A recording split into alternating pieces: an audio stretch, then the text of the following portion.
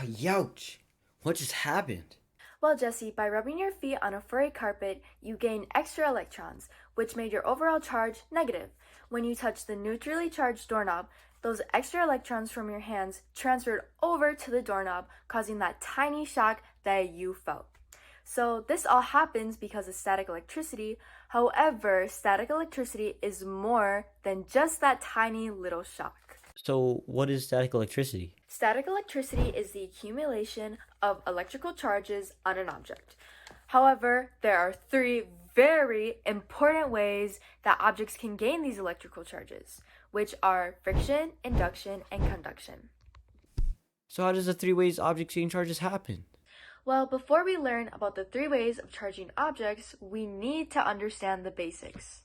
Oh, basics? I should probably take some notes. As you may already know, all objects have positive and negative charges. Usually, these charges are arranged so the net total equals zero. Electrons, which are negative charges, are free to move because they're not held tightly to the atom. They're in the electron cloud. If an object gains electrons, the overall charge will become negative, such as Jesse rubbing his feet onto the carpet. Meanwhile, if an object loses electrons, the overall charge becomes positive, such as the carpet giving its electrons to Jesse. There are also two very important types of materials that have to deal with static electricity, one being insulators and two being conductors. Insulators are materials that do not easily allow the flow of electricity, meanwhile conductors are materials that do allow the flow of electricity.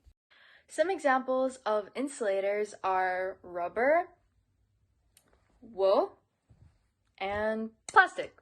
Meanwhile, some examples for conductors are metal and salt water. Cheers! Whew. That was a lot of note taking. Can you get to the part where you explain the three ways to charge an object now? Alright, now we can get into the three ways on how to charge objects. First things first, friction. Friction is a force that opposes motion between two objects that are touching. When two objects rub against each other, electrons are transferred. So an example of this would be a balloon rubbing against your hair. When you first blow up a balloon, the initial charge is neutral.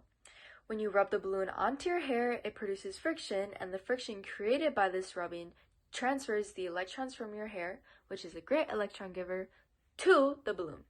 This makes it negatively charged, so your hair will stick to it. Another way to charge objects is by induction, and induction is the charging of an object without directly touching. Using the balloon that we just charged with our hair, we can see induction by putting it up against a wall. The balloon will stick to the wall because the wall is neutrally charged, meanwhile the balloon is negatively charged by us rubbing it up against our hair. This happens because the balloon polarizes the atoms to push away the electrons in the wall so that the electrons from the balloon can get closer to the protons in the wall.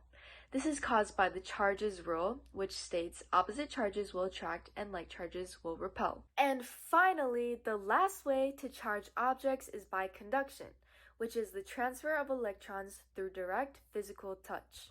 We can see this happen to Jesse when he touched the doorknob after rapidly waddling on the carpet. He was negatively charged and his electrons wanted to be grounded. Since doorknobs can ground the extra electrons on Jesse, when he touched it, the electrons quickly moved from him to the doorknob. The zap that he felt was called an electrical discharge.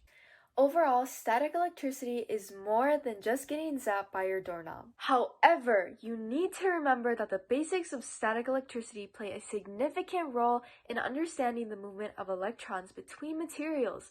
It is necessary to understand the basics before experimenting. There are multiple ways that objects can gain static electricity.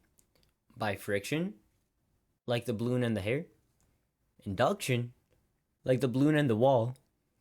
And conduction, like me getting zapped by the doorknob. Static electricity is a very important concept to understand the physical world around us. So whenever you get shocked by your pesky doorknob, now you'll understand why this tragedy happened.